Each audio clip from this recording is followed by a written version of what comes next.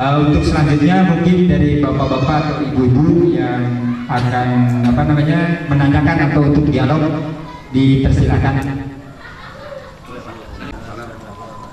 Terima kasih kepada Bapak pimpinan yang telah memberikan kesempatan. Saya usulkan pertama kepada Bapak anggota Dewan yang terhormat, tolong dimasukkan dalam perda pembangunan perumahan itu mengenai sumur resapan. Jadi perdanya dibuat, nanti setiap developer itu harus membuat sumur resapan. Kenapa terjadi banjir pada waktu hujan dan pada waktu musim kering air tidak ada? Saya dari kecil, dari umur 6 tahun tinggal di Surabaya. Kebetulan lingkungan keluarga kami, rumahnya itu kaplingnya 1.500. Nah itu oleh Belanda itu dibangun, ledeng juga ada, gas juga ada, tapi ada sumur resapan yang besar dan juga sumur yang untuk pembersih-pembersih. Jadi kalau Bekasi ini air meludah pada waktu musim hujan tidak terkelola dengan bagus, ini akan membuat sistem air itu akan salah. Terus kedua, mengenai pembangunan jalan, Pak.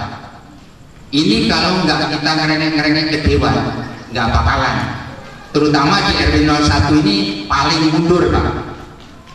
Jadi karena kita akses ke Dewannya sulit, sehingga jalan masih becek, hancur, gitu. Terus kedua, masalah bidang pendidikan ini, Pak.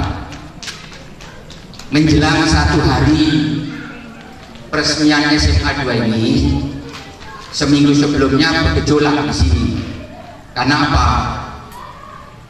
Lapor ke saya, Pak Imam, tutup aja, jangan diresmikan SMA itu. Kenapa? Saya waktu dialog di SMA 1, kata ibu kepala sekolah itu begini, ada bapak-bapak menanyakan, Bu, saya kalau ingin sekolah di SMA 2 nanti tolong uang mukanya bisa dicicil. Jawabannya bukan dia, tapi malah Bapak kalau nggak seneng cari sekolah lain. Nah itu terjadi gejolak.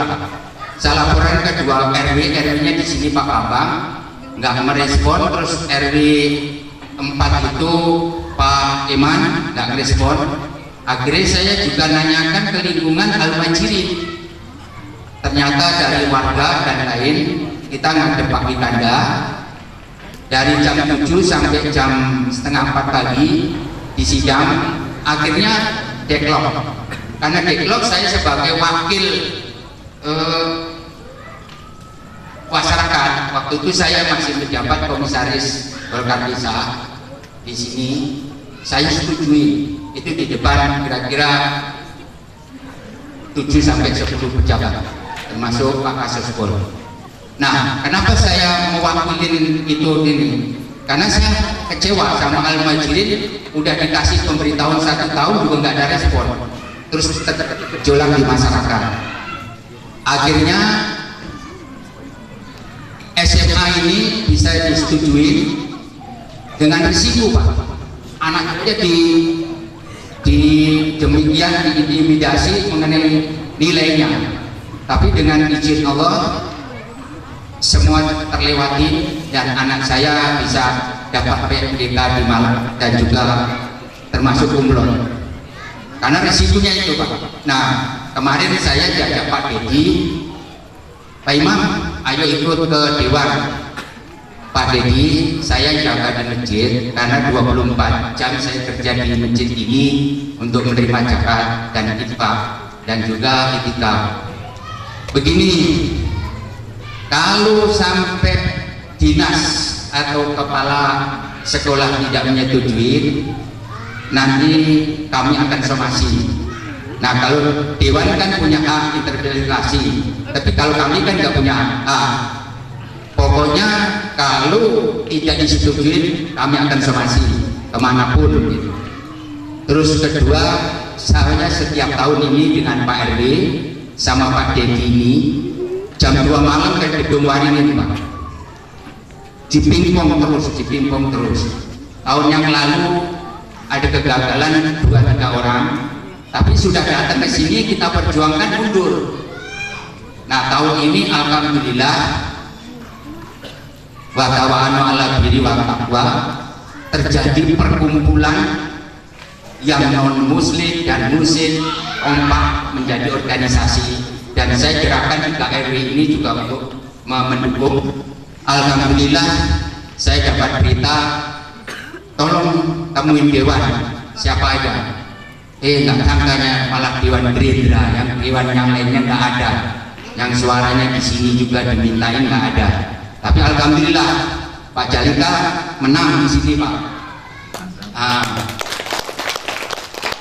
Nah, dengan berita ini setiap pagi, setiap mau jalan selalu seret, karena saya nggak pulang dari masjid ini. 24 jam tidur di masjid ini, tikap sama Pak Ustadz Dedi dan lain-lain. Dan paginya langsung menerima zakat yang Pak Sodako karena belum ada tugas. Terus kedua, dari perjalanan ini Pak, tolong ini menjadi cikal bakal diorganisir. Kalau nggak diorganisir, sistem yang ada di Pemda ini udah bagus, kebijakan, tapi kebijaksanaannya nggak ada, terutama ini dari pihak kepala sekolah. Maka diorganisir, kata Umar bin Khattab, al-haqqu bil nidam yahlul batil bin nidam. Setiap kejahatan terorganisir dengan bagus bisa mengalahkan kebaikan yang tidak terorganisir. Makanya saya pesan Pak Ustadz Dedi sama Pak RW diorganisir. Ini jadi diorganisir mulai sekarang, dan jangan hanya berhenti hanya sekarang, terus setiap tahun dipantau di ini, dan kelurahan juga harus diminta. Saya dari awal sudah minta jatah di tingkat kelurahan, ternyata biasa dalam perjalanan kata Bapak tadi dijual belikan oknum-oknumnya, sehingga kami juga keteteran. Hanya bertiga Pak RW, saya sama Pak Dedi ini jalan jam 2 jadi sampai saya marah, bapak-bapak saya mau ketemu kepala sekolah kok susah, saya jangan dianggap calo ya. Itu nah saya juga kedua nggak mau datang sana, saya kasar Pak, karena orang Jawa Timur kalau udah dikasarin tambah kasar, makanya saya nggak mau ikut. Tapi alhamdulillah ada berita bahwa ini sudah sukses. Demikian informasi kami dan himbauan kami, dan mohon dibuatkan perda yang tadi. Bila taufiq wal hidayah. Assalamualaikum warahmatullahi wabarakatuh.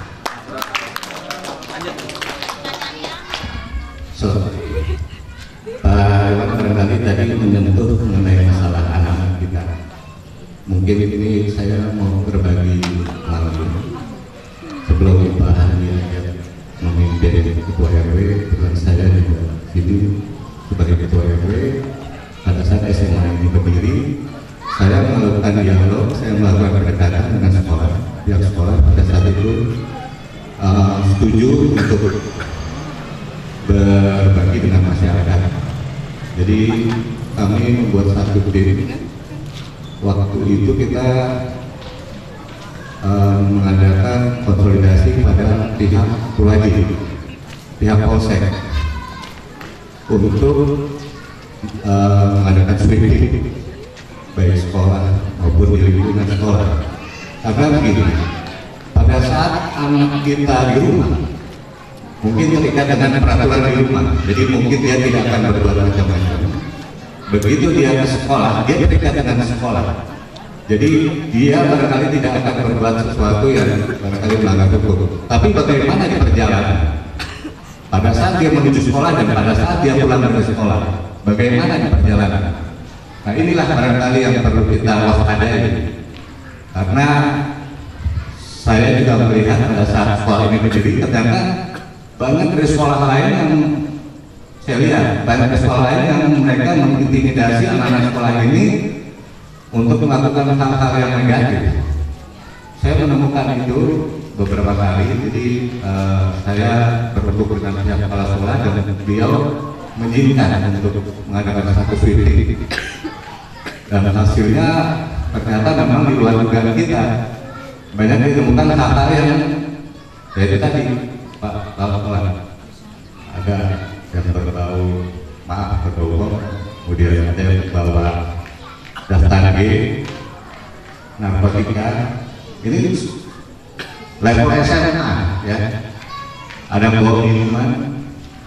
Jadi dengan gebrakan seperti ini barangkali juga bisa diikuti oleh sekolah yang lain.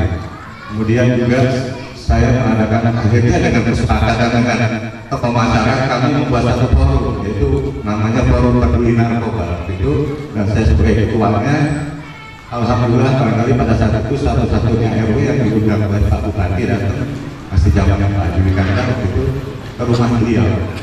Saya diundang dengan kita diajak itu ke rumah beliau untuk sosialisasi masalah Portugal. Kemudian kita juga diundang oleh camat untuk presentasi masalah Portugal. Alhamdulillah lingkungan kita yang tadinya barangkali agak terkenal negatif, alhamdulillah merasa itu sudah jadi positif. Kali ini yang sharing saya yang kali untuk jadi bisa diikuti oleh sekolah-sekolah yang lain dan lingkungan yang lain. Demikian. Assalamualaikum warahmatullahi wabarakatuh. Ini Pak, keterkaitan saya selaku pengurus RW di sini ya, dan barangkali saya juga selaku warga di RW 01. Saya mau, walaupun katakanlah Bapak bukan pada posisinya barangkali ya, karena Bapak itu bidangnya bidang pendidikan di Komisi D, namun barangkali saya ini akan menjurus kepada infrastruktur Pak. Dan yang pertama barangkali untuk infrastruktur sekolah itu udah pastilah Bapak saya akan memperjuangkannya. Namun di saya itu Pak udah 2 periode ya, 2 bupati saya mengajukan infrastruktur jalan Pak. Sudah bosan saya mengirimkan proposal, namun mentok lagi. Selalu aja ada yang menjanjikan udah ini mau urusan nanti apa namanya aspirasi. Udahlah kata saya, jangan bilang aspirasi. Saya itu uang saya itu ada di APBD. Jadi saya mah APBD murni aja nggak apa-apa. Begitu. Terus yang satu lagi Pak, saya mau menyelamatkan asumsi saya ini letaknya di antara RT 8 dengan RT 7 dan RW 8. Nah itu kalau katakanlah itu tidak dimanfaatkan, apakah itu untuk lapangan atau apa itu, nantinya timbul individu Pak, pada bikin taman sendiri-sendiri, kandang ayam atau katakanlah garasi. Karena saya untuk apa namanya udah berniat untuk merencanakan, namun barangkali tidak terjangkau oleh swadaya masyarakat Pak, karena nilainya terlalu tinggi gitu ya barangkali itu sementara Pak. Terima kasih. Baik, terima kasih. Kalau tidak ada tadi saya dengar, baik silakan. Tadi yang masalah sumur sapar jalan tentang pendidikan ini memang alhamdulillah bukan saya melebihi, saya memang termasuk tentang membahas bencana rutin yang ada di Kabupaten Bekasi. Sebenarnya di Kabupaten Bekasi tidak ada bencana-bencana alam seperti di daerah lain. Kita hanya punya 2 bencana rutin yang itu sudah sangat bisa diprediksi. Kalau musim penghujan kita kelebihan air, kita harap marah Tuhan, banjir ya kan. Nah nanti kalau musim kemarau kita kekeringan, kekurangan, nyalahin Gusti Allah lagi. Ya memang itu sebenarnya ini sudah bisa diprediksi sebenarnya. Nah itu alhamdulillah kemarin saya undang saya rapat dengan seluruh dinas tentang penanggulangan bencana. Jadi kita tidak hanya sekedar menyediakan santunan mengatasi, tatkala masyarakat ada bencana, kita memberikan supermi, kita memberikan makanan-makanan dan seterusnya. Nah, saya bagaimana kita di selatan yang khususnya di 2 kecamatan Cibarusah sama kecamatan yang sebelah sana itu yang Bojongmangu itu ada 8 desa yang memang sangat parah ya di kita. Apakah kita harus membuat bendungan atau apa, itu mungkin ini kebetulan sekali ya, baru belum sebulan saya rapat itu, hari ini kesini ada bapak menyampaikan, jadi saya punya jawaban. Nah, begitu juga di utara, hari ini tadi saya sampaikan ada puluhan kelompok tani kemarin datang ke DPRD. Dia minta ketemu Haji Daris, tidak mau diterima yang lain. Alhamdulillah saya lagi ada ketemu. Ternyata memang ada sekitar 5.000 hektar lahan hari ini kekeringan, gagal panen sampai sudah 3 kali. Nah itu alhamdulillah kita di 2016 nanti ini akan menjadi satu pembahasan serius juga, Pak. Itu memang ini tidak bisa kita dari 10 persoalan Kabupaten Bekasi ternyata untuk semua. Ini penting, Pak. Ini penting, ini penting. Ternyata ini belum penting, tidak ada itu semua hampir sama katanya. Nah, juga kita membahas potensi-potensi yang belum bermanfaat di kita, khususnya tentang kawasan industri. Saya mengkaji, meneliti kemarin, ternyata pajak industri kita yang 2014 mencapai 86 triliun itu diangkut pusat semua. Ini mengait ke undang-undang. Jadi kembalinya ke Kabupaten Bekasi itu bentuknya penyerapan anggaran. Nah, kajiannya pusat. Tatkala dinas kita tidak menyerap, jadi ini industri yang ada di kita ini pajaknya pusat yang ambil, Pak, industrinya. Jadi kita tahu kita hanya kebagian asap, ya kan, sampah, bau, gitu kan, sampah yang bagus-bagusnya sama yang nggak kalah lah di ketemu sama kita mah nggak ada kan, kita kebagian. Nah ini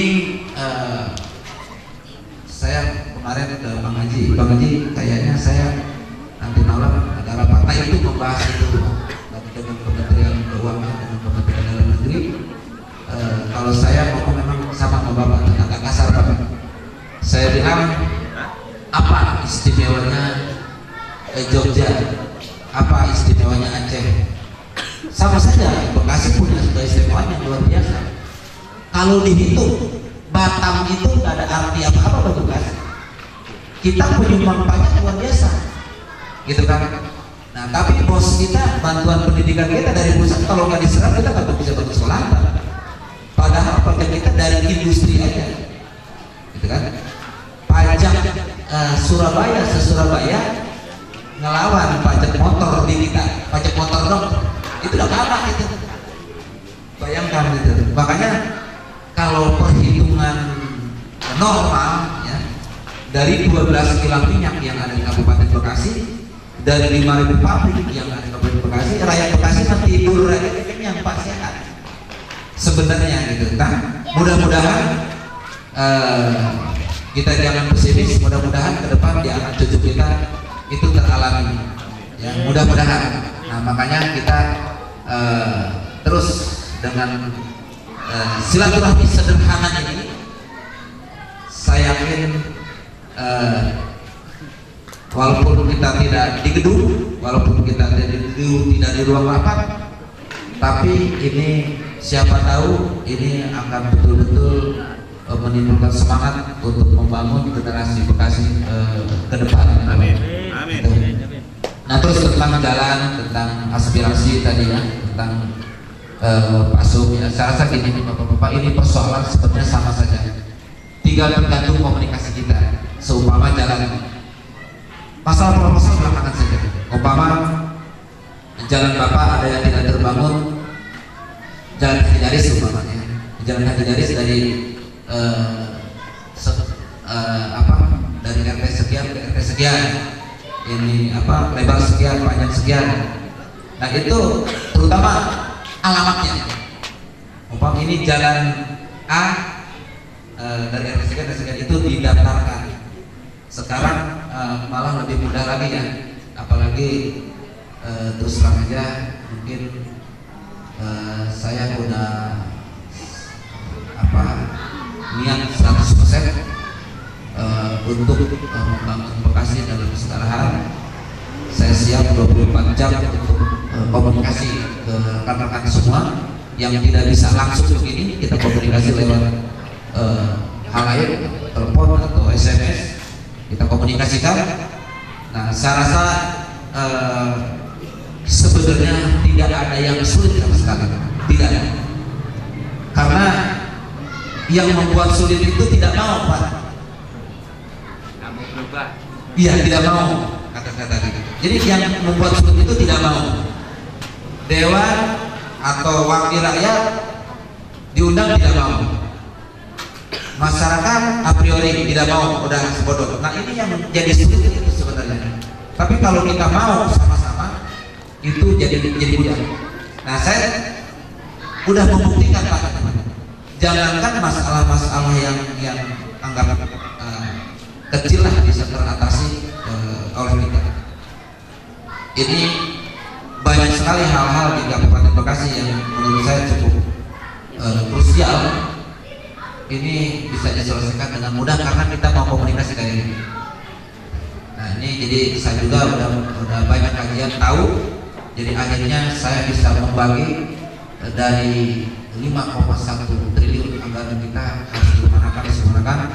Terus saya juga menggalang di 50 anggota DPR Kabupaten Bekasi agar di 2016 kita harus segera mengatasi tentang problem yang terjadi di pendidikan kemarin. Karena solusi apapun, sistem apapun tidak akan bisa menyelesaikan masalah karena memang kita kurang sekolahnya, Pak. Bayangkan dua sekolah kita se-Kabupaten Bekasi baru bisa menampung 12.000, yang daftarnya 38.000, yang tidak tertampungnya 26.000. Nah, mau pakai sistem apapun nggak bisa. Tetap besok 2016 kita berantem lagi, gitu kan? 2017 ada nih yang tadinya saya nggak mau sampaikan, tapi ini saya harus sampaikan. Jadi ada yang membuat masalah ini ada. Ternyata yang membuat masalah ini bukan rakyat Bekasi, bukan penduduk Bekasi. Ternyata yang membuat masalah ini pengusaha. Jadi hampir 200.000 per tahun penduduk datang ke Bekasi itu bukan dari kelahiran, Pak. Jadi dari pengembang yang dikasih izin sama pemerintah itu membuat rumah-rumah kecil tipe 21, tipe 18, rumah RS lagi. Nah, itu yang datangnya ke kita masyarakat miskin. Dan itu tidak dipagar sama pemerintah kita agar mereka membuat sekolah, agar mereka membuat puskesmas, agar mereka membuat pemakaman, agar mereka itu tidak ada. Jadi kalau pengembang dikasih izin, dia bikin rumah, dia bikin marketing yang handal, jual rumah ini 2.000 unit harus selesai 6 bulan, enggak kok pecat, itu terjual. Itu semua menjadi beban kita. Ternyata mereka sekolah di mana, mereka buang sampah di mana, mereka kesehatannya di mana. Itu sama. Hari ini kita baru punya 43 puskes dan puskes. Kalau dihitung dari jumlah 3,6 juta rakyat kita, kalau standar kesehatan kita 30.000 per puskes, kita butuh 120 puskes. Kalau itu tidak ada, putar kemanapun kita tidak akan sehat. Kalau sekolah tidak ada, kalau puskes tidak ada, masyarakat kita ekonomi tidak akan naik. Karena bapak-bapak, ibu-ibu, walaupun punya surat sehat, apa itu? BPJS, surat apa lagi yang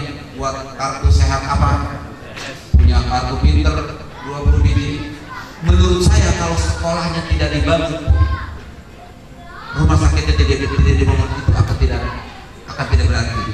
Karena bapak-bapak tiba-tiba sakit, bawa BPJS, ke rumah sakit yang terima BPJS kamarnya nggak ada. Saya Pak tidak kurang dari 7 orang yang telepon atau SMS setiap hari, Bang Dewan, saya kan milih Bang Dewan kemarin.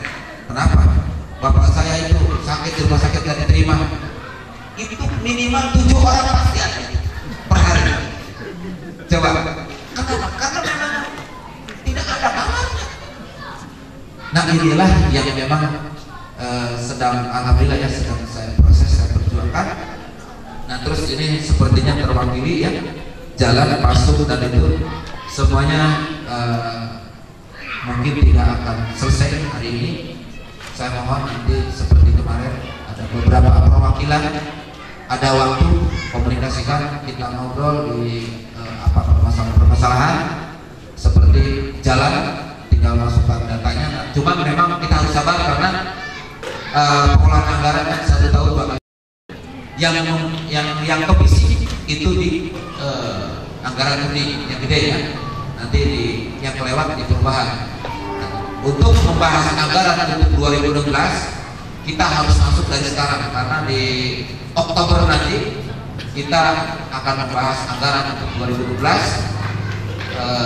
Data-datanya minimal nama jalan tersebut harus sudah masuk gitu. Kenapa ada yang tertinggal, ada yang ada yang tidak jadi, yang boleh diusulkan? Karena memang Pak, sepengetahuan saya tidak menuduh, tapi memang itulah kenyataannya bahwa di sana itu berebut, ya. Kepentingannya berebut, gitu.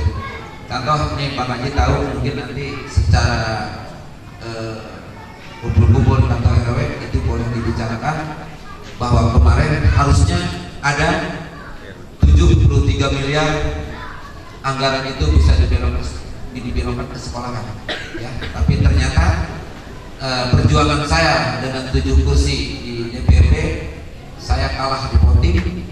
Akhirnya berdasarkan kepentingan mungkin masing-masing, yang akhirnya anggaran itu belok yang menurut kita tidak begitu penting. Nah, tapi memang ada kepentingan lain yang memang harus didorong, dibantu oleh masyarakat. Nah, alhamdulillah melihat kemarin masyarakat terus memantau data penduduk DPRD. Saya juga sampai mengatakan dari sejak zaman Belanda sistem ini ada, tapi tatkala sistem ini tidak cocok dengan masyarakat, maka masyarakat akan perang, memerangi pemerintah, akan melawan, gitu. Itu sampai kayak gitu Pak. Jadi memang saya mohon komunikasi, sekali lagi komunikasi antara tokoh-tokoh ini tidak boleh diam. Kita harus operan, terus komunikasikan ke masyarakat dengan wakilnya. Jadi sekarang saatnya jangan hanya pada saat pemilihan kita ngeriung begini Pak, ya, nanti setelah pemilihan itu putus. Justru kalau waktu mau pemilihan kita ketemu 2 kali umpama, setelah pemilihan kita harus tiap minggu, seminggu 2 kali, karena disitulah kita pentingnya lebih penting lagi. Waktu pemilihan seminggu sekali, setelah pemilihan bisa 4 kali, karena memang lebih pentingnya setelah pemilihan. Anggarannya ada, kitanya nyambung, nanti ke masyarakatnya terbukti kita jadi ada manfaatnya. Mungkin itu Pak, ada lagi? Cukup ya? Ada, silakan Pak.